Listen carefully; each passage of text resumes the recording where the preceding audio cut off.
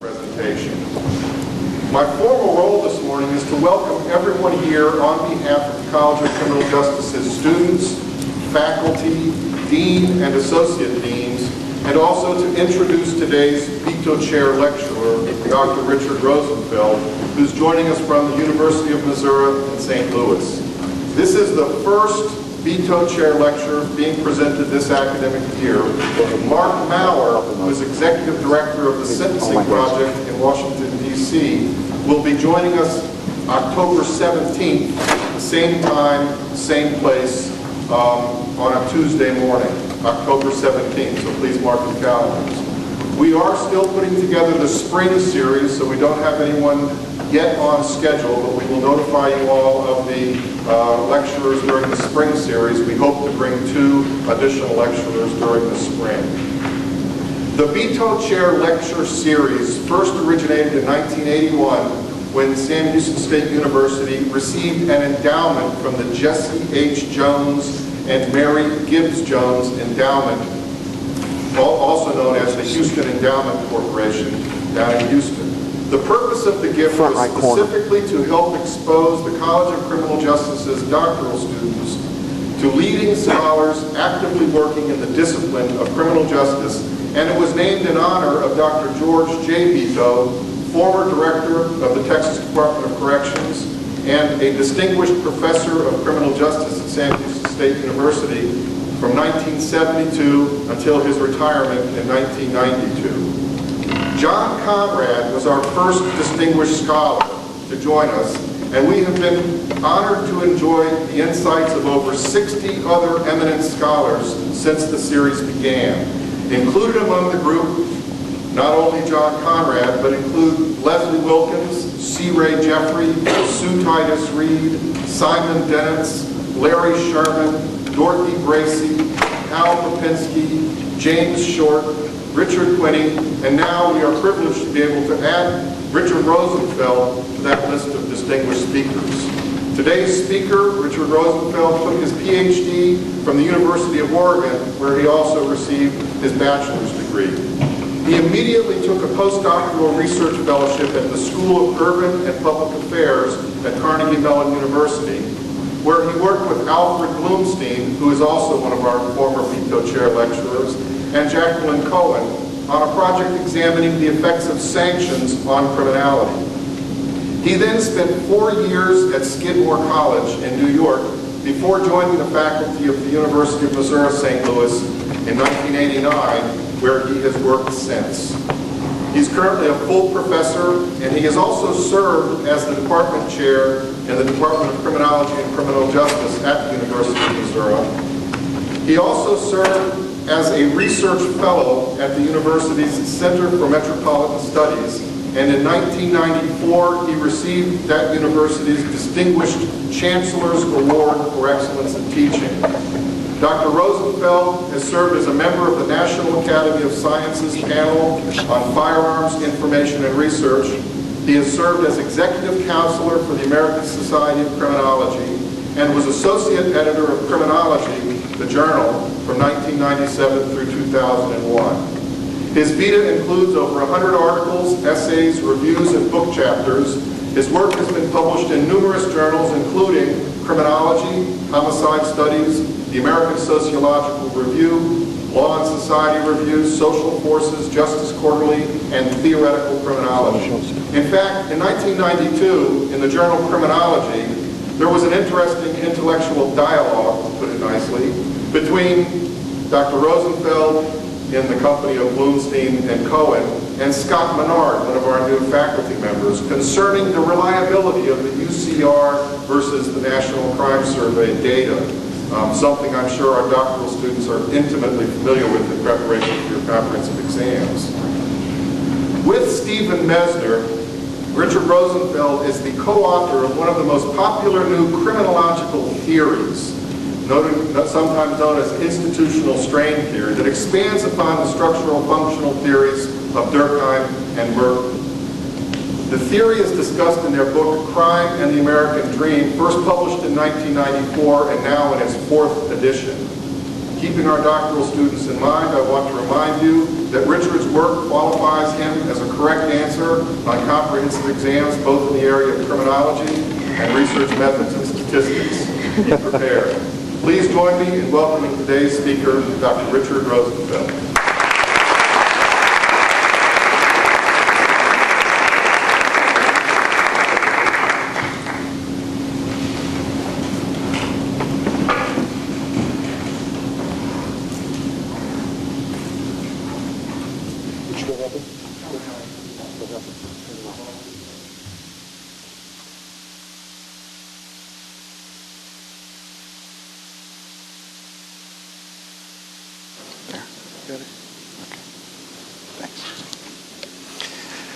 Well, thank you for that introduction, and thank you for inviting me. I'm very happy to be here. It's quite a campus, that's all I can say. I want to talk today about some ideas that aren't reflected in the title that I sent along to Dennis Longmire some months ago. He asked me for a title for this talk. I sent along a title suggesting that I would talk exclusively about the economy and street crime. I will talk about that, but in a broader context, I wanted to talk today about crime control policy and what the theory that Steve Mester and I have developed might have to say about policy. When Mester and I turned in a draft of Crime and the American Dream in the early 1990s to our very supportive editor, the editor was surprised to learn that we had nothing to say about criminal justice policy. This was the early 1990s, and crime rates were on the rise across the United States. Surely we must have something to contribute to the national debate over crime control, our editor advised. Frankly, we didn't think we did. We had already published an essay by the same title without a word on criminal justice policy. But our editor insisted, and every edition of Crime and the American Dream since the first one has contained a discussion of the so-called policy implications of our theory of crime. So why were we reluctant to spell out the policies implied by our explanation of the American crime problem? It was not as if we had no ideas about how to reduce crime. We did. And those ideas flowed logically from our explanation of the causes of crime in the United States. But our views on crime reduction did not fit easily within the terms of the crime control debates of the early 1990s. And 15 years later, they still don't quite square with conventional criminal justice policy analysis. That's because, in keeping with our explanation of the causes of crime, we believe that comparatively high levels of serious criminality are normal in the United States, and enduring crime reduction will require fundamental changes to American culture and society. Changes of that sort are simply not what most people have in mind when they think about the police, courts, jails, prisons, and other aspects of the criminal justice system.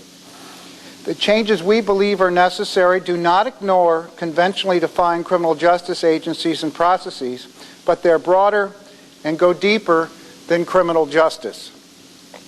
They involve alterations in the entire range of social institutions that make up American society, from the economy to the political system to education and the family. They transcend policy, defined as improved means for achieving predetermined goals, and entail a rethinking of deeply rooted and widely cherished cultural goals, as well as the means for attaining them. The way we think about crime reduction involves nothing short of transforming the American dream itself. So in a lecture devoted to criminal justice policy, I have a rather unconventional story to tell.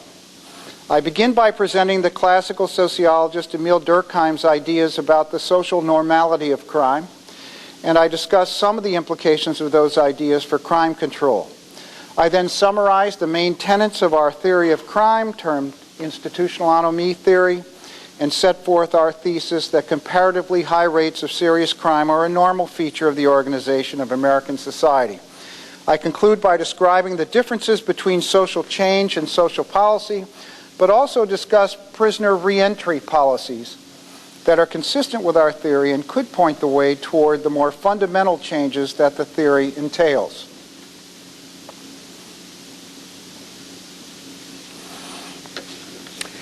Institutional anomie theory and Robert Merton's anomie theory of crime before it were inspired by the insights of the founders of modern sociology, most directly by Emile Durkheim.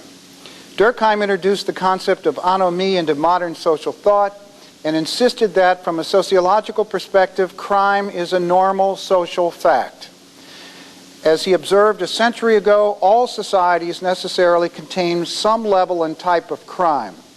There is no society, Durkheim wrote, that is not confronted with the problem of criminality. Its form changes, the acts thus characterized are not the same everywhere, but everywhere and always there have been men who have behaved in such a way as to draw upon themselves penal repression. Durkheim maintained that crime is not only universal, it is normal, in the sense that it is, quote, bound up with the fundamental conditions of all social life, close quote. If crime is normal, then what does that make of the criminal? Contrary to current ideas, Durkheim wrote, the criminal no longer seems a totally unsociable being, a sort of parasitic element, a strange and unassimilable body introduced into the midst of society. On the contrary, he plays a definite role in social life. Writing about 70 years later and speaking more generally of the deviant rather than the criminal, Kai Erikson echoed Durkheim's provocative insight. The deviant is not a bit of debris spun out by faulty social machinery, but a relevant figure in the community's overall division of labor. Three important implications for crime control follow from the idea that crime is normal. First, if crime is part of the, quote, conditions of social life, its form and frequency should vary with changes in social conditions. This might be termed the first sociological principle of crime. Different societies, then, should have characteristically different patterns and levels of crime, as should the same society during different historical periods. Another way of stating the latter point is that differing patterns and levels of crime are products of social change. A second consequence of the social normality of crime is that the crime rate can never be driven to zero. Even if a particular type of crime is extinguished, another type will take its place. To take an obvious example, stealing horses is no longer prevalent in modern industrial societies, but stealing automobiles is. Violent crime rates have fallen in most Western societies since the late Middle Ages, but rates of property crime have risen over the same period.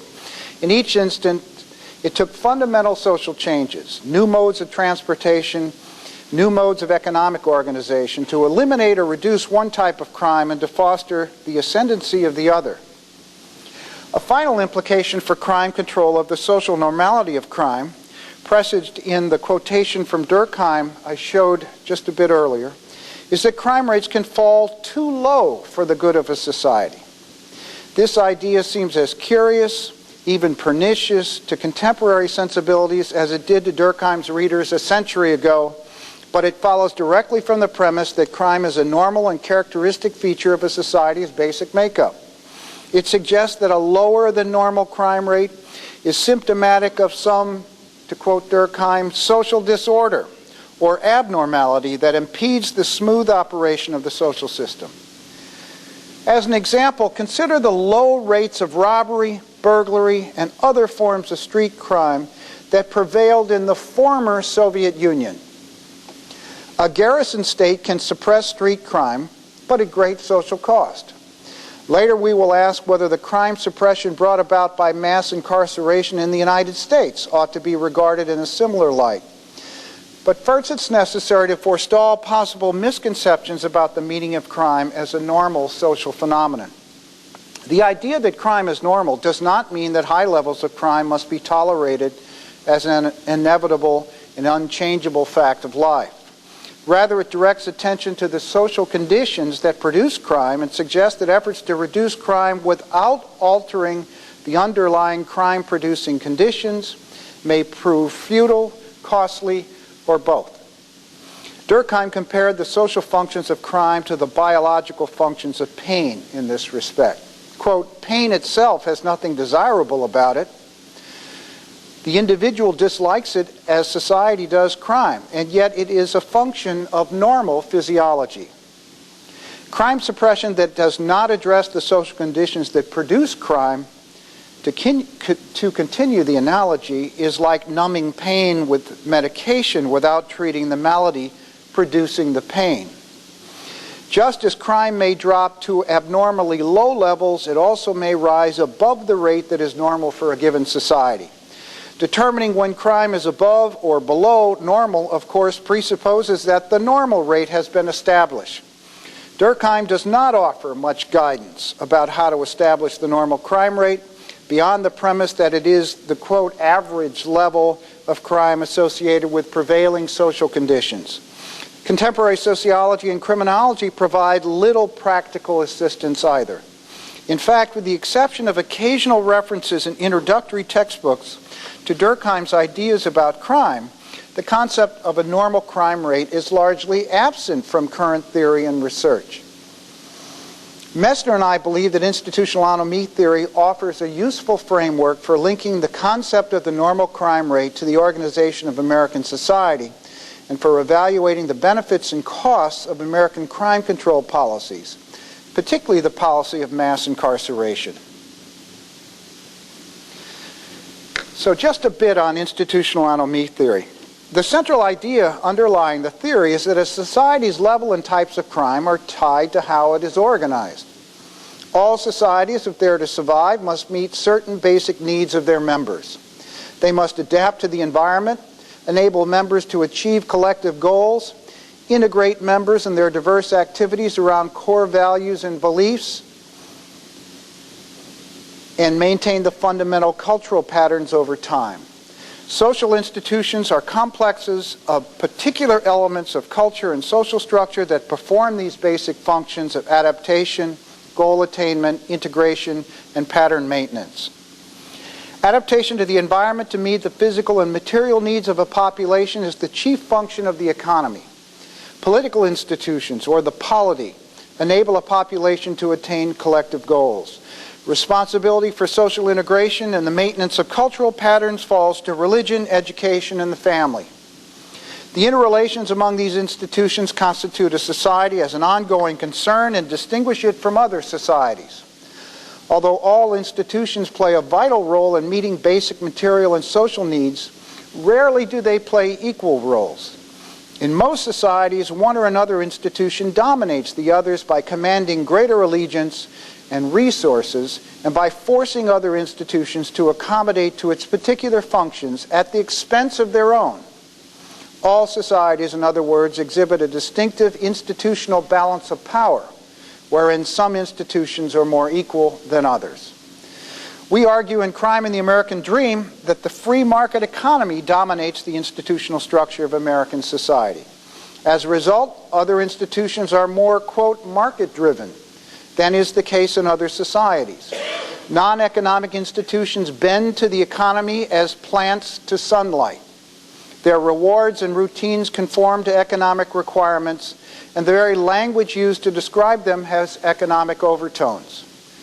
Think of the accommodations families make to economic requirements, how work hours determine household meal and vacation schedules, how an employer's permission is usually needed to tend to a sick child, how having a family above all requires having a job. Think of how the economy dominates American political life, how much attention during elections is devoted to the candidates' tax and spend policies, how much more efficient government would be, we are told, if it were run like a private business. Think of the sheer amount of money it takes to run for political office. Think of how much competition for grades in school mimics the competition for income in the labor market. Now consider how such an institutional arrangement affects the level and nature of crime. In his classic essay published in the 1930s, Robert Merton called attention to the pervasive anomie in American culture. Anomie refers to a condition wherein the moral foundations of social norms have eroded. Efficiency norms reign supreme in an anomic context, encouraging people to achieve goals, primarily monetary success, by any means necessary. We maintain that dominance of the free market economy and the institutional structure reinforces anomic cultural tendencies that elevate the goal of material success above others and de-emphasize the importance of using the legitimate means for attaining success. Under such cultural conditions, people tend to cut corners and may disobey the law when it gets in the way of the pursuit of economic gain. At the same time, the social control exerted by the polity, family, education, and religion is diminished when the institutional balance of power favors the economy. The social support institutions provide also weakens. Diminished social control frees people from normative restraints. Weakened social support pushes people to meet their material and other needs however they can. Both lead to high rates of criminality.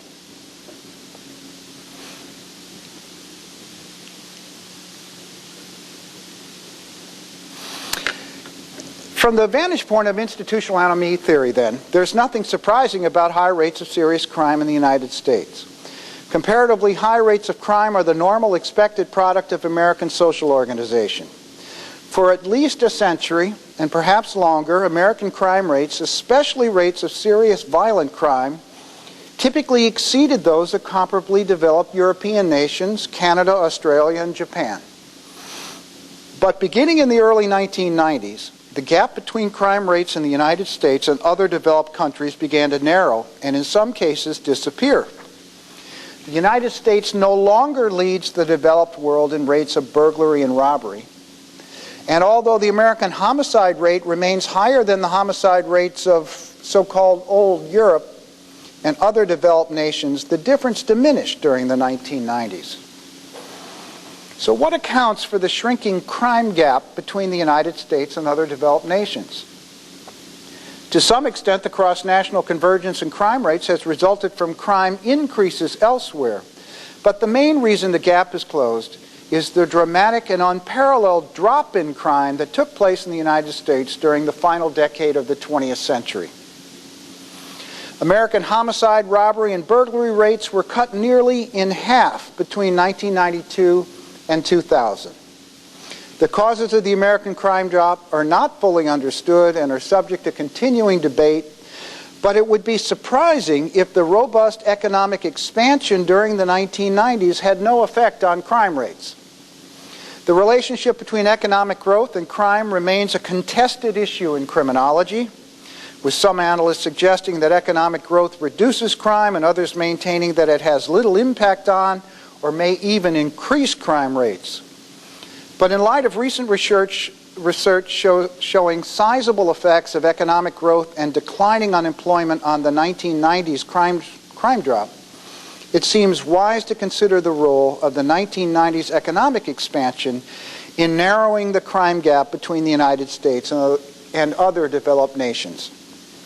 A second contributing factor, the importance of which is now widely accepted among criminologists, is the rise of mass incarceration. Escalating incarceration rates may reduce crime by deterring persons from committing crimes, rehabilitating imprisoned offenders, or simply by incapacitating offenders. Most criminologists think that incarceration cuts crime mainly through incapacitation. The number of persons serving time in state and federal prisons in the United States quadrupled between 1980 and 2000 and continues to grow. The United States holds a larger fraction of its population in prisons and jails than any other nation in the history of the world, and it has widened its lead during the past quarter of a century. So while the crime gap has narrowed, the imprisonment gap separating the United States and other countries has greatly expanded. Institutional anomie theory suggests two questions to guide our thinking about how economic expansion and mass incarceration contributed to the crime drop in the United States. First, were declining crime rates during the 1990s abnormal in the sense of falling below levels expected on the basis of prevailing cultural and social conditions? Second, should economic expansion and mass incarceration be considered products or aspects of prevailing conditions, or should they too be considered abnormal social phenomena?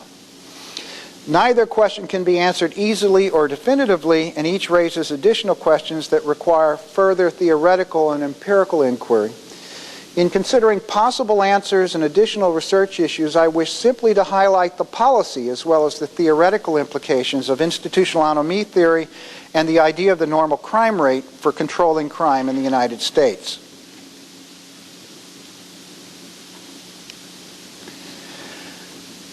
So was the crime drop abnormal? Crime rates have fallen periodically in the United States during the past century, but the magnitude and duration of the 1990s crime drop were unprecedented. Another notable feature of the crime drop was its breadth. Crime rates fell in large cities, in suburbs, in small towns, in every region of the country, in both violent and property offenses, and in nearly every age, sex, and race category. Those are the homicide and robbery rates between you can't see the bottom there, between 1960 and 2004. In many places, crime rates, as you can see in the figure, fell to levels not seen since the 1960s. By the year 2000, the national homicide rate reached a 34-year low of 5.5 homicides per 100,000 population. Robbery rates dropped to a 31-year low by the end of the 20th century. Much the same story can be told about burglary.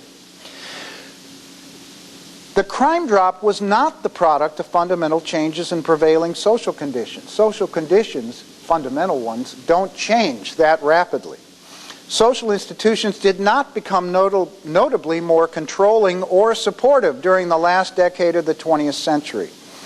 In fact, with the end of, quote, welfare as we know it, as it was called at the time, during the mid-1990s, a good case can be made that American society had become much less supportive of the poor. The emphasis on the value of monetary achievement in American culture certainly had not disappeared at the end of the decade. Judging by the speculative fever that gripped the stock market during the 1990s, Americans' devotion to quick and easy financial success remained quite strong. By December of 1996, Federal Reserve Board Chairman Alan Greenspan had become sufficiently concerned with overvaluation in the stock market that he coined his now famous term, irrational exuberance, to warn investors of the speculative bubble and perhaps to let some air out of it. It worked. The stock market fell 2% at the opening of trade the next day after his speech, but only momentarily. The American dream and the institutional arrangements that support it were alive and well in the 1990s, but perhaps in seeming contradiction to our argument in Crime and the American Dream, it was the prosperity stimulated by the pursuit of the American dream during the booming 90s that produced the crime drop. This explanation has the virtue of squaring with much conventional wisdom and sociological thinking about the relationship between economic opportunities and crime. When jobs become more plentiful and incomes rise, fewer people will resort to crime to supplement their incomes or vent their frustrations. But explanations that link crime with economic opportunity are actually consistent with our argument in Crime and the American Dream. In fact, institutional anomie theory explains why we should expect to observe a particularly strong association between normal economic cycles and crime rates in American society.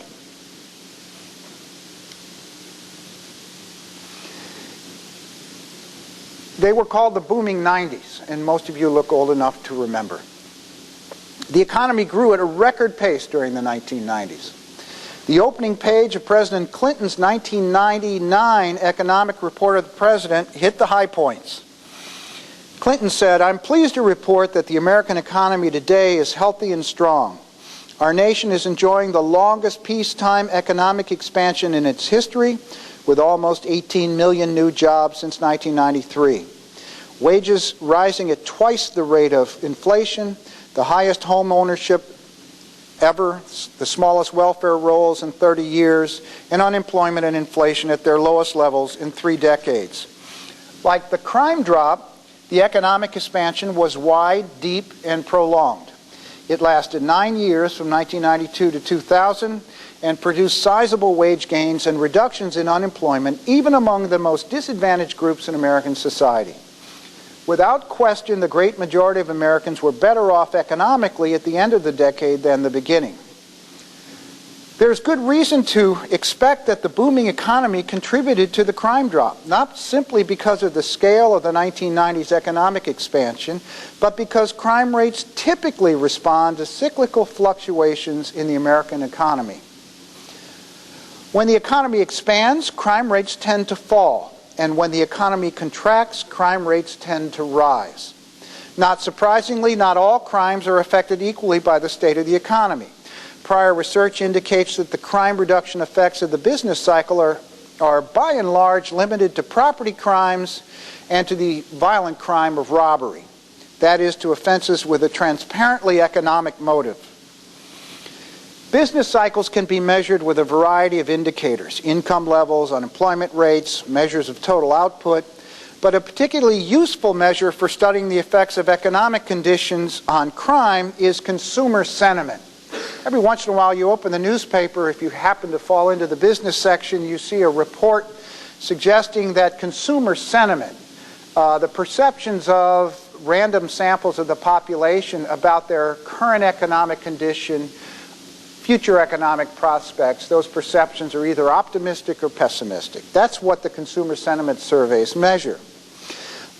Researchers from the University of Michigan survey a national sample of adults to gauge current economic conditions and consumers' expectations for the future. Economic indicators based on the consumer survey data are closely watched by economists and typically outperform standard economic models in forecasting inflation rates, unemployment rates, and related economic changes, and now I want to suggest also crime rates. Fluctuations in consumer sentiment are associated with changes in crime rates over time. Let me illustrate that by showing you the relationship between changes in robbery rates in the United States from 1960 to 2003 and changes in consumer sentiment. Robbery is noted by the red curve. Consumer sentiment is represented by the blue curve. ICS stands for the Index of Consumer Sentiment, the University of Michigan's summary indicator based on its monthly consumer surveys. I've inverted the index so that high values on the consumer sentiment curve represent pessimism and low values represent optimism. The only other changes I've made, both of these curves have been detrended.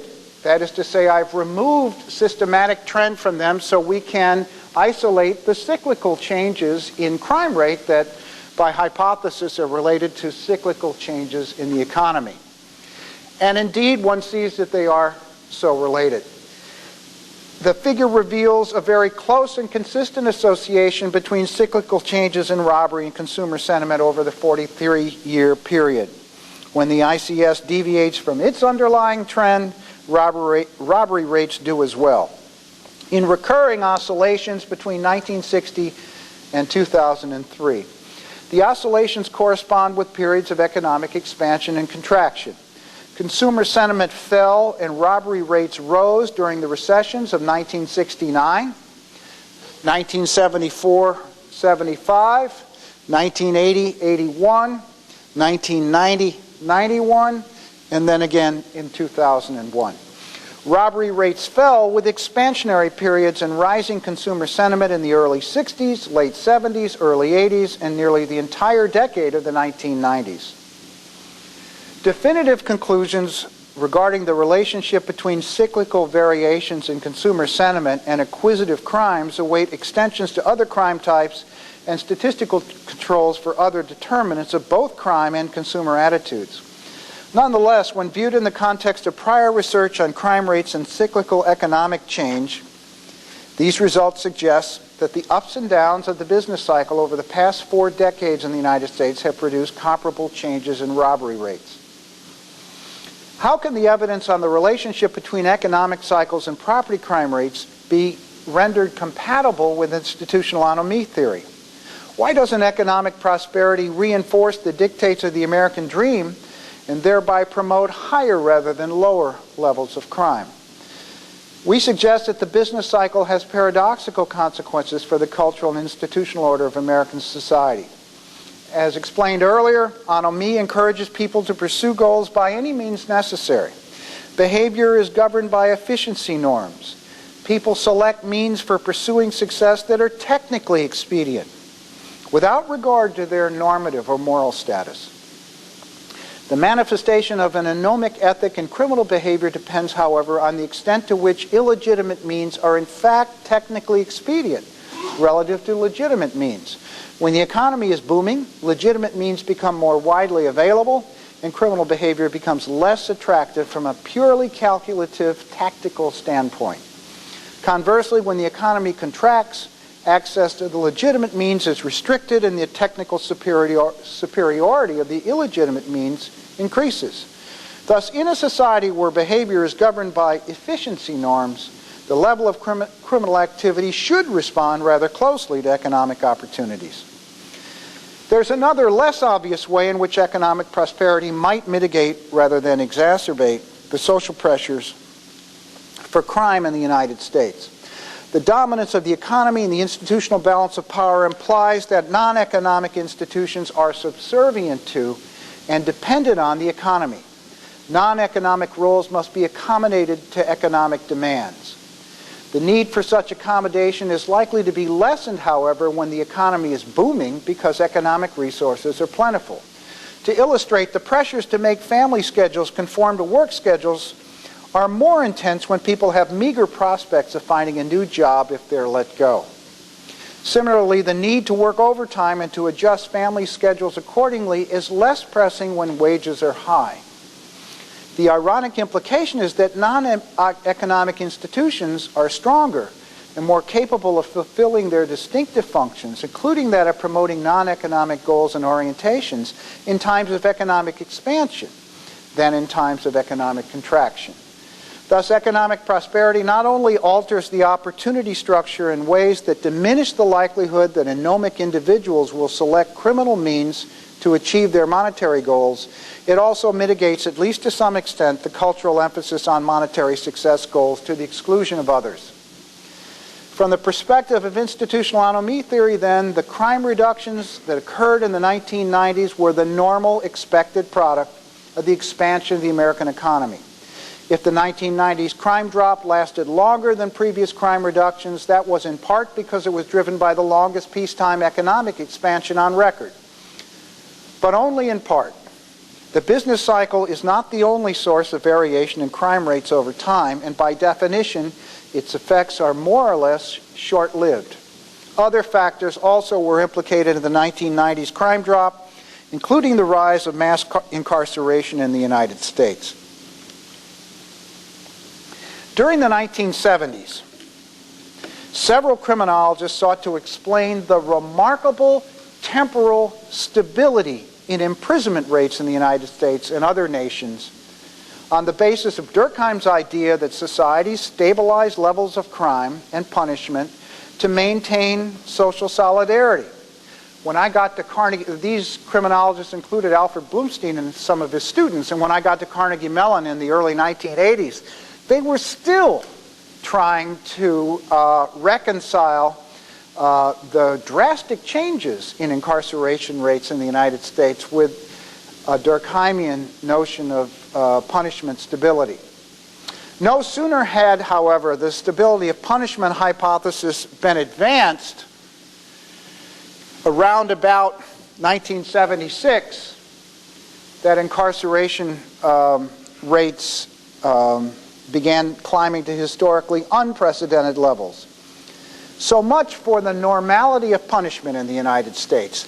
That was the situation from 1925 to the mid-1970s, an extraordinarily stable incarceration rate of about 100 prisoners per 100,000 population. And by the way, that is, roughly speaking, the mean incarceration rate throughout most of the development world to this day, about 100 per 100,000, with minimal variation around that mean. The only time it had changed notably was during the Great Depression, and at that point it rose to about 150 to 100,000 until the mid-1970s. And then it took off and quadrupled over the next 20 to 30 years. From an institutional anomie perspective, the dramatic growth in incarceration suppressed crime rates in the United States below their normal levels.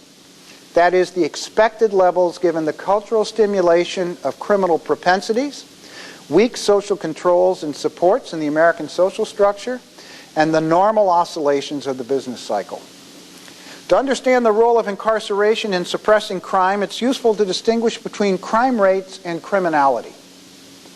A crime rate is the observed level of crime of a particular type during a particular period per unit of population. Criminality, on the other hand, refers to the propensity of individuals to engage in criminal behavior. For criminality to give rise to criminal acts, opportunities to commit crimes must exist. Incarceration is a potent method of suppressing criminal acts by denying would-be offenders the opportunity to commit crimes against the general public.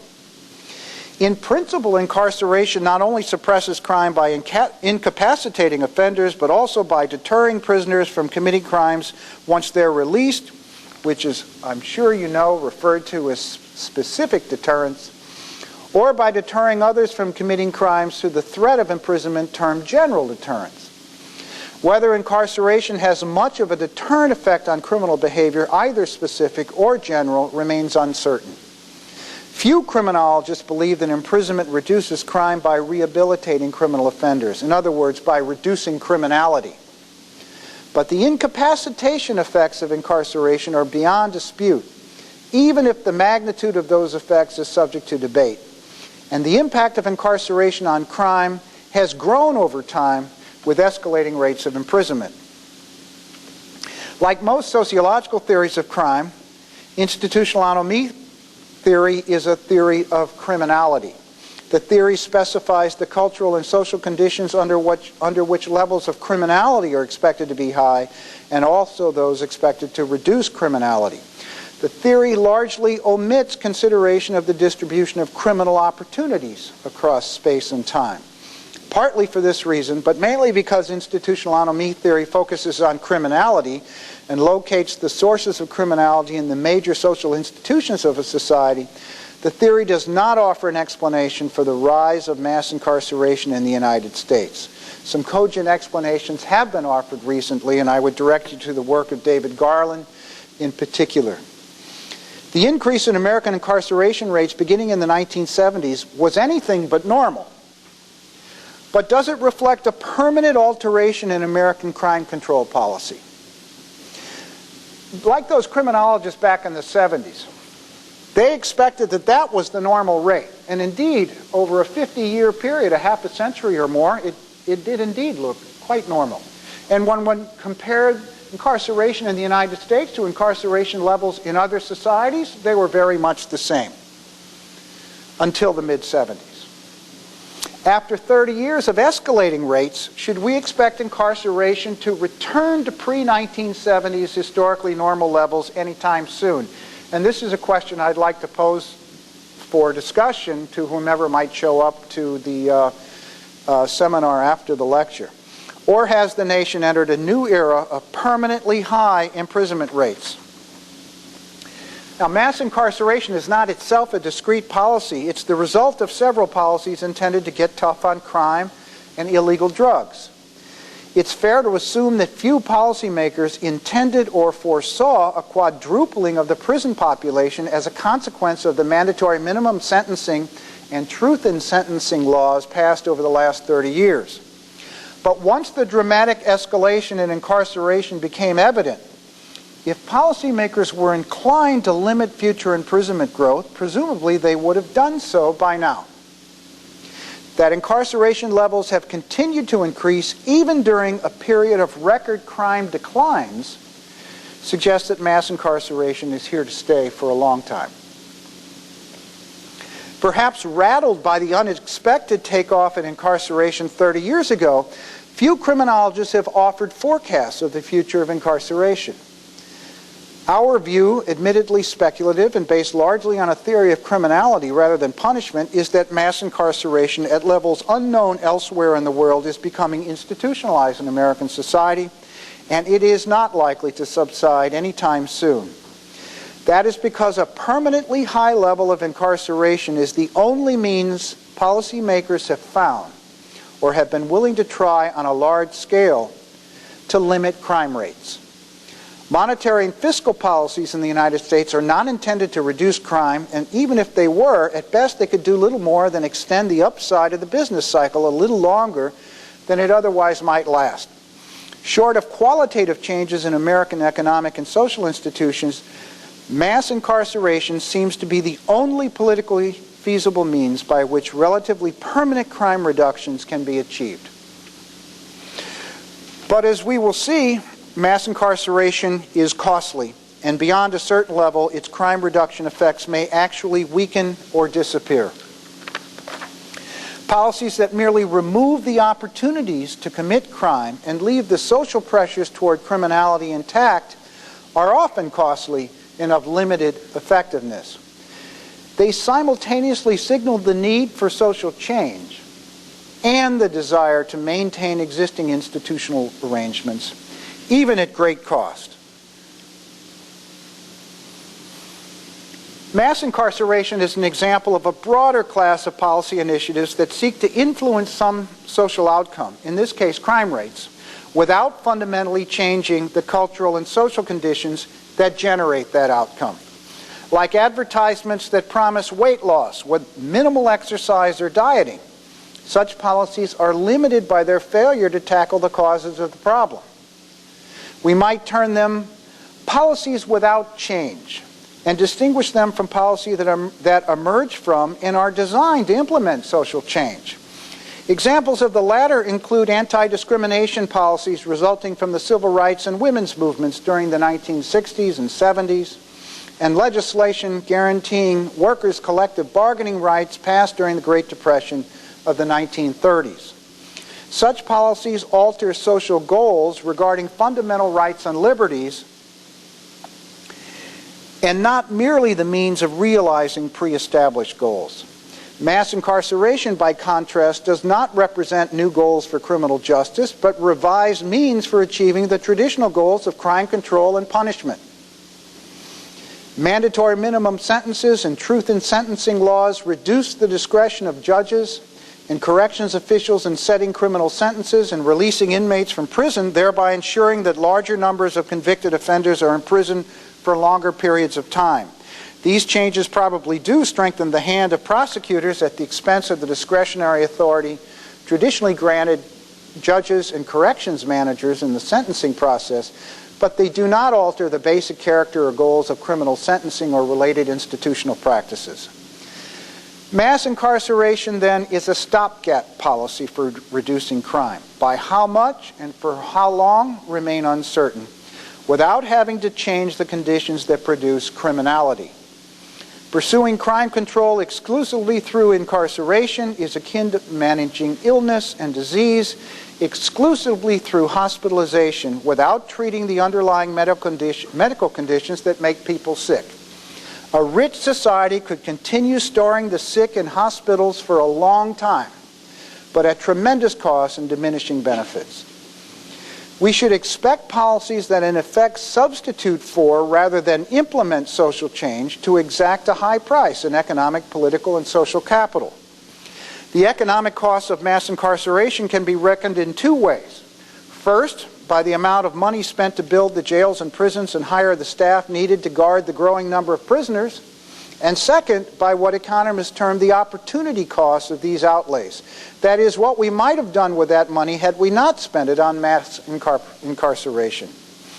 Direct expenditures on corrections in the United States increased to $61 billion in 2003 from $9 billion in 1982, or by 573%.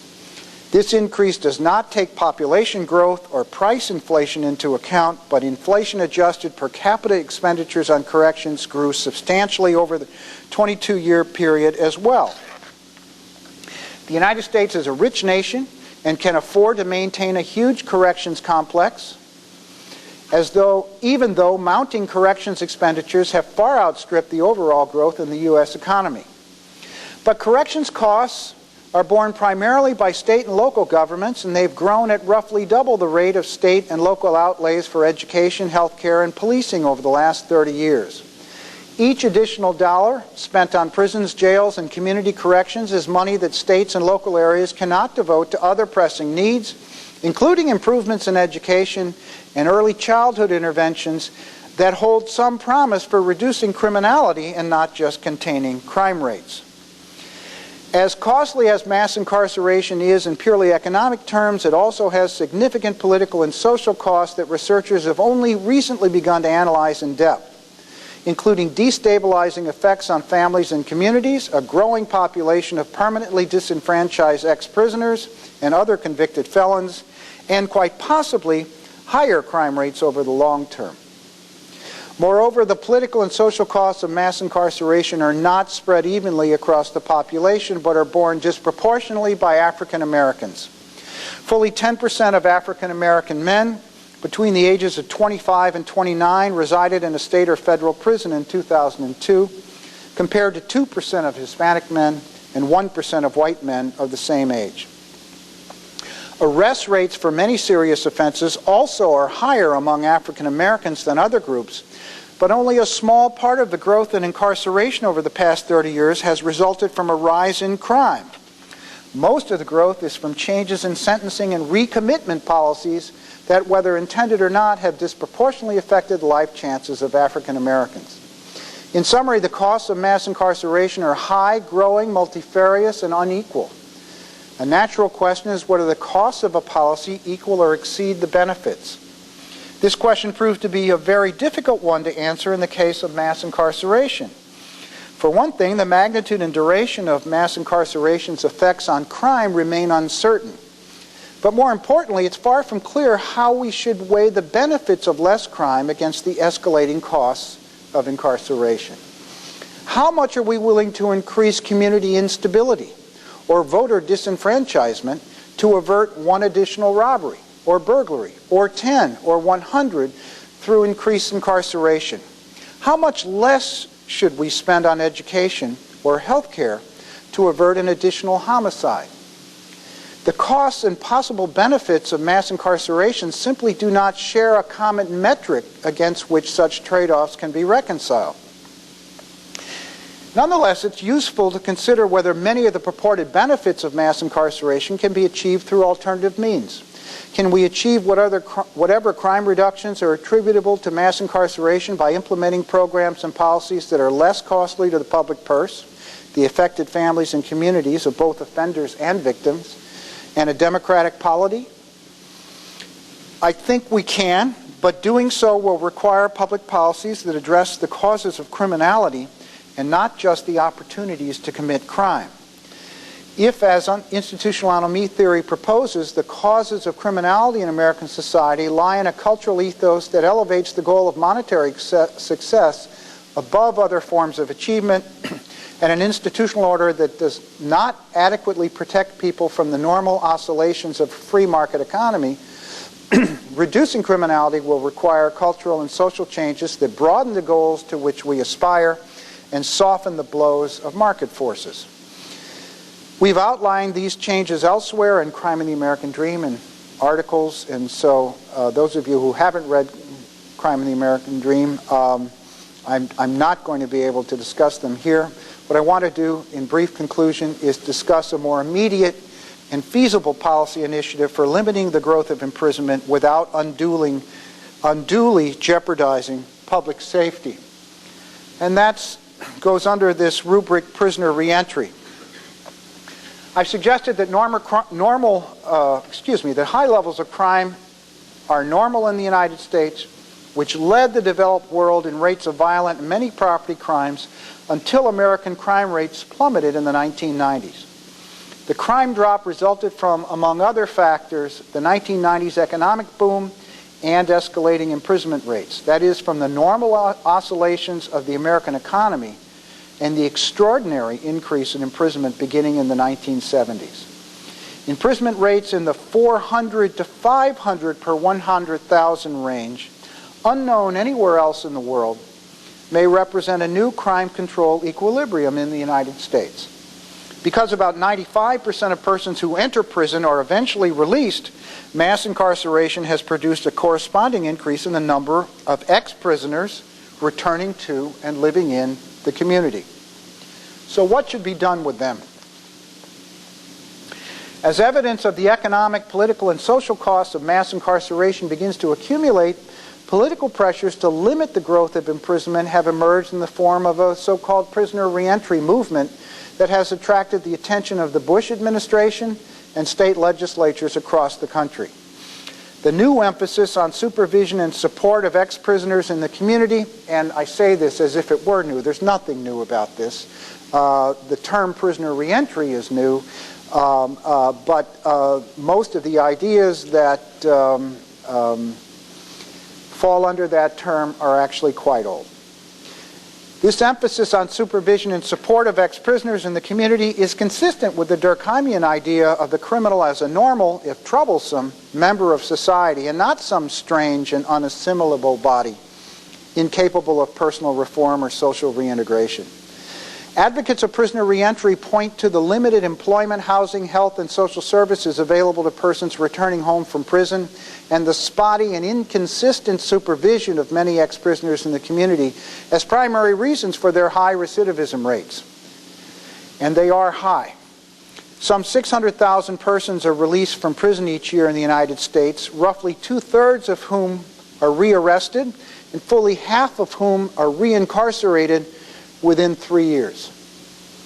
To protect the communities to which they're released and staunch the flow of offenders back to prison, reentry advocates call for sharply lower parole caseloads and enhanced supportive services for ex-prisoners and their families.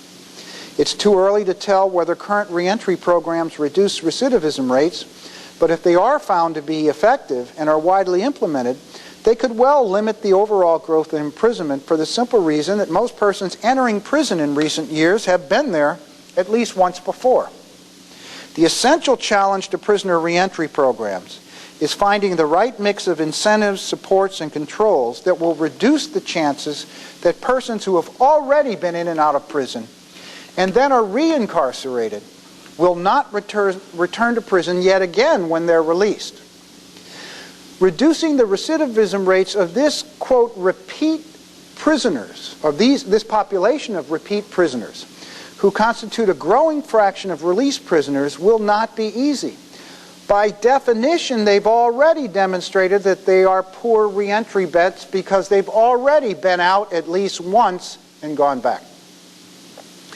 A recent analysis of recidivism that I did with a couple of colleagues of persons released from state prisons in 1994 and followed over the next 3 years found significantly higher rates of rearrest, on the order of 18 to 25%, among those who had been in prison before than among those released from prison for the first time, even with age and arrest history and other predictors of recidivism controlled.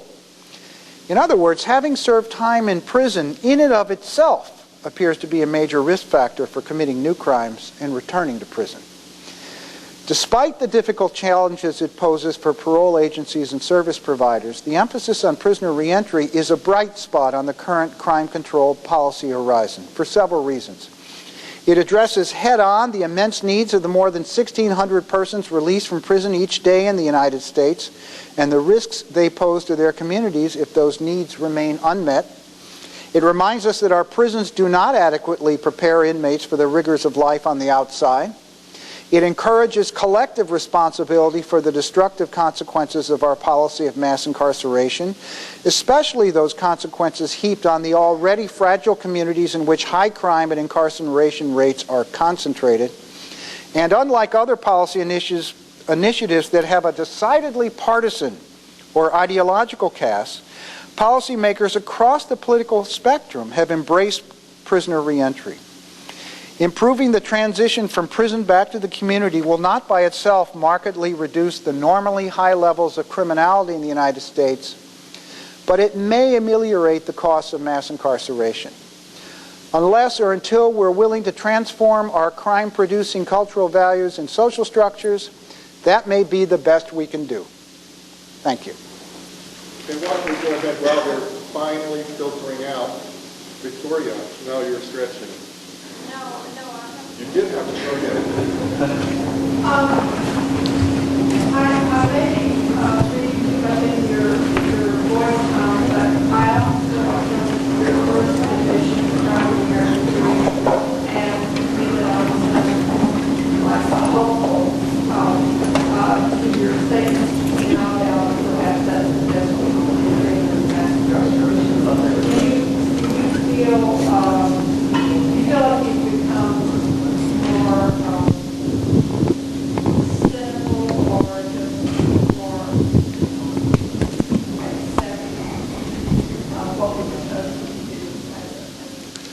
Well, I'm 15 years older. Richard, I think will you kind of restate the question? Yes. So everyone hears?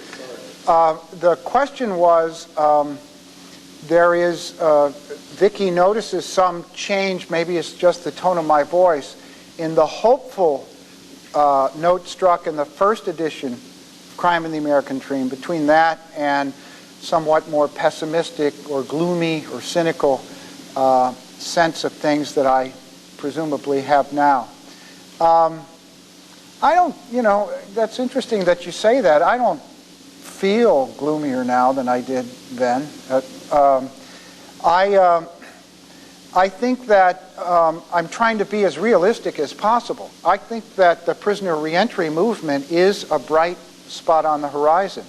I do think that if a way can be found to reduce even just a little bit the recidivism rates of people who are coming out of prison having been to prison once or twice before, if some way can be found of reducing the recidivism rates of that population, then that is a way, the only way I can figure out right now, of limiting growth in the prison population. I don't expect state legislatures to turn back the clock to pre-mandatory minimum days, to restore a great deal of discretionary authority to judges that has been transferred to the prosecutor over the last couple of decades.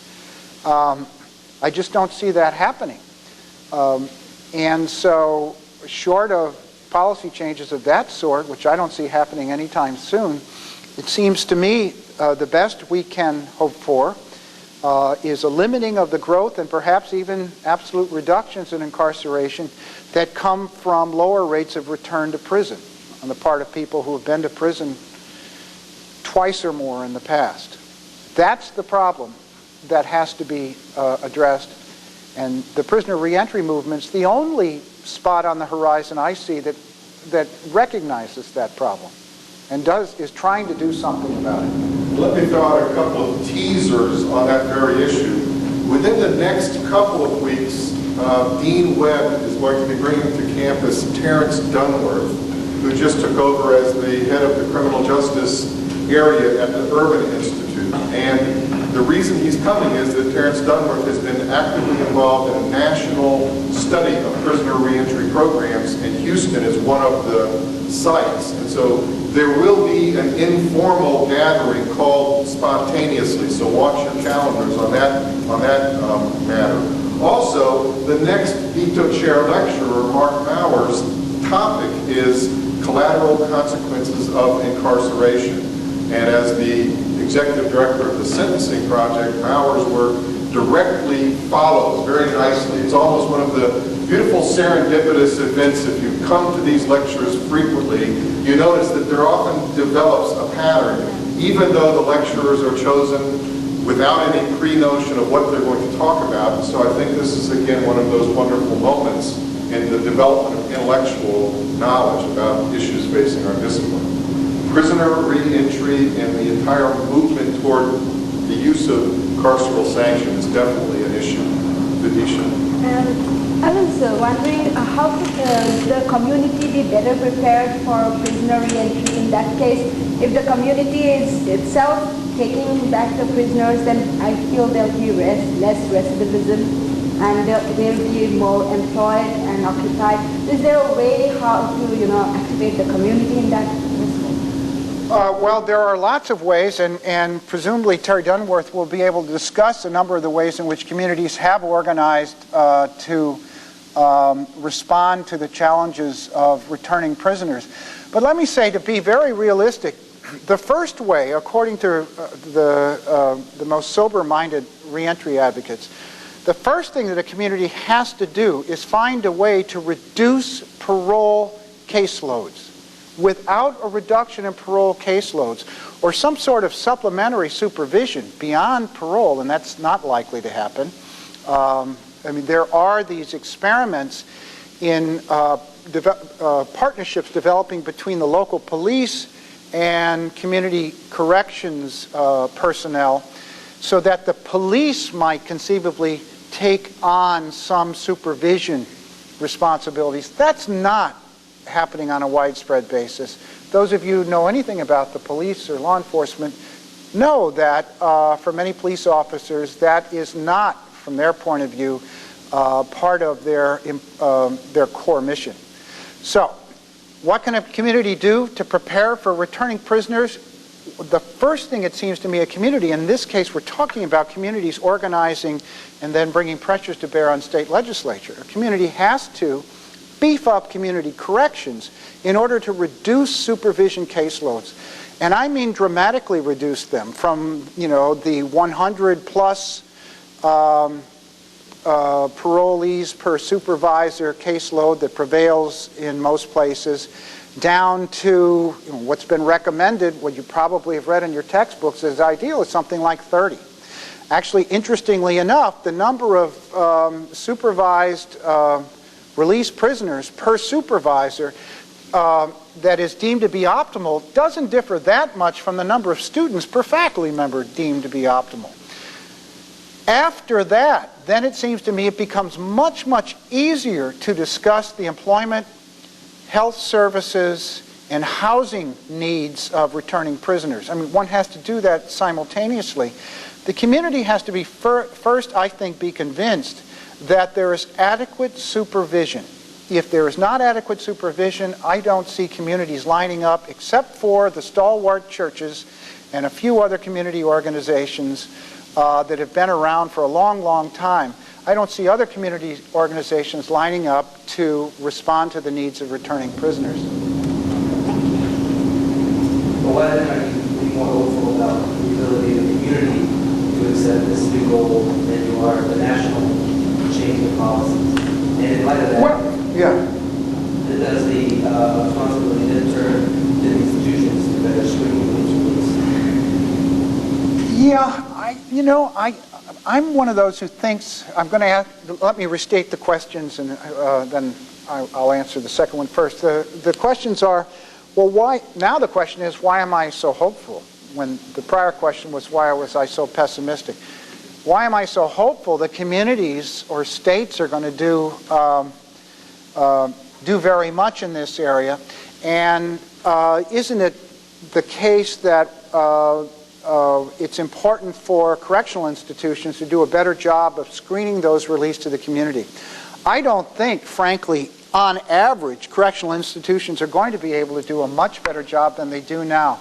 My own research shows that, in fact, where discretionary parole remains in place, and that still is most states, and parole boards make decisions about who to release, that other things equal, those persons are somewhat less likely to recidivate within 3 years than persons who either max out and are released automatically, or persons who are subject to mandatory release without a discretionary parole board. So the evidence, as I look at it, suggests that the screening that occurs now, where discretionary parole remains in place, works at least a little bit. And I don't see it working much more than it already does.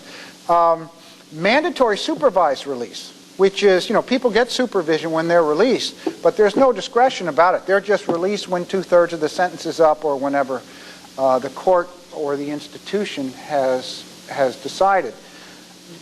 They do, it looks like, somewhat less well in the community. So I think the challenge, there's always a challenge to release people. The other challenge, of course, is to prepare people for release. But the third challenge is to do something with people who are released, who've been released before, and who have already shown at least once that they weren't a very good bet for reentry because they've gone back at least once. Since the 70s, there's been a rethinking of the role of the victim in the justice process. And it certainly impacts reentry and our kind of cultural essence of who we are and who we're releasing back in. So it seems to me that one of our blocks in establishing communities that are receptive to that has been the way that the victims perceive justice. And if you talk to victims groups about reentry, they have a different attitude than most academics.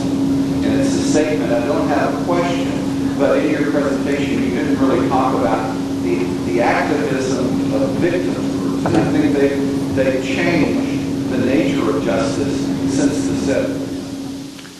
I think you're right.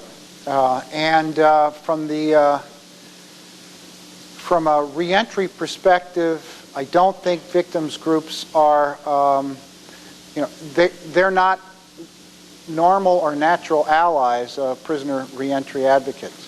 But the challenge to victims groups, if they really are concerned about crime and justice more generally, is what one does with the 95% of those who go to prison who will come out. And this is 95% coming out after very significant changes in sentencing, truth in sentencing in particular, that requires people to stay in 2/3 or sometimes longer. It's not clear to me how one toughens up much more than that, and yet still 95% come out. The question is, where should they go? The answer the prisoner reentry movement provides is they should go to welcoming communities, but only under the circumstance that community supervision is intact and can effectively control the behavior of people released to the community. Absent that condition, I've suggested that communities are not going to be very receptive. And that would go especially, it seems to me, for victims advocates. But the question is, can victims advocates buy into a movement one of whose first principles is we've got to more effectively control people in the community? So prisoner reentry, this is one of the reasons why it appeals to people across the political spectrum. It's not simply a traditional rehabilitation initiative. It's rehabilitation under very controlled circumstances. It's a twofold promise. The promise is that we can do something, we can act more effectively with respect to people coming out of prisons. We can be better at meeting their health care needs, and as you know, people coming out of prison these days are older and older. We can do better at providing housing, we can do better at organizing services, and so forth. But the second promise is, if we do that in the context of improving supervision, we can lower recidivism rates. If we lower recidivism rates, that's the only way, it seems to me, that we can begin to reduce mass incarceration. I don't see that. I mean, it seems to me that that victim advocates, many of them, with some degree of skepticism, can get behind that. Yeah, I think that's the key, is because they're a powerful body, particularly in this state, to implement change with the community, change the neighborhood. One of the most powerful programs started in Texas is the Bridges to Life program, where former victims take the responsibility for not only going into the prisons to help prisoners about ready to be released, but actually partnering with them when they are released. And trying to help them work through some of the struggles that newly released offenders face when they come out. And this is a Texas-based program, Bridges to Life. If you're not familiar with it, Google Bridges to Life. And it's a powerful program made up of former or victims of crimes working with ready to be released offenders. You have a question? You. Sir, you think that general public attitudes towards prisoners coming out of the institution might serve as a block to reentry? They might. Christy Vischer, who some of you may know some of her work, she points to recent public opinion surveys, however, that show the general public holds a diverse set of attitudes. General public remains very punitive, but also very committed to rehabilitation services. So none of that gets quite at the question of how receptive will the general public be as people return from prison. I don't expect, however, that members of the, quote, general public are going to be very involved personally in prisoner reentry, just to be very realistic. What one hopes is that members of the general public don't get, at least initially, so riled up that they actively oppose prisoner reentry, because that would end up opposing stricter supervision, which seems to me to be in everybody's interest. So as long as members of the general public are willing to let people more interested in the issue of prisoner reentry to sort of take the lead, that's probably the best we can hope for, and that's the way all political issues play out. For most political issues, it's a relatively small group of the public that takes the lead. The remainder of the public is relatively indifferent. It's when the remainder of the public begins to actively oppose that the issue stalls out. And I don't see that happening on the part of the general public. President Bush thought enough of prisoner reentry, of its political popularity, to actually insert it into his 2004 State of the Union address. That's rather extraordinary. It suggests that this idea cuts across the normal political divide. So I'm sort of optimistic, at least so far. But if crime rates skyrocket again, then all bets are off. We have a window of opportunity because we remain in a period of, by contemporary standards, relatively low levels of crime. But if, as it seems, there are some indications now, crime rates are rising again in a number of places across the United States, if that continues and crime increases again become politicized, then all bets are off. Prisoners are the last of the they're at the end of the line for public resources or goodwill. Further questions? Okay, well, this is a good place for us to stop. Give Richard a couple of moments to rest between now and the formal colloquium in the flag room, which will follow in 8 minutes. So I will see you all there.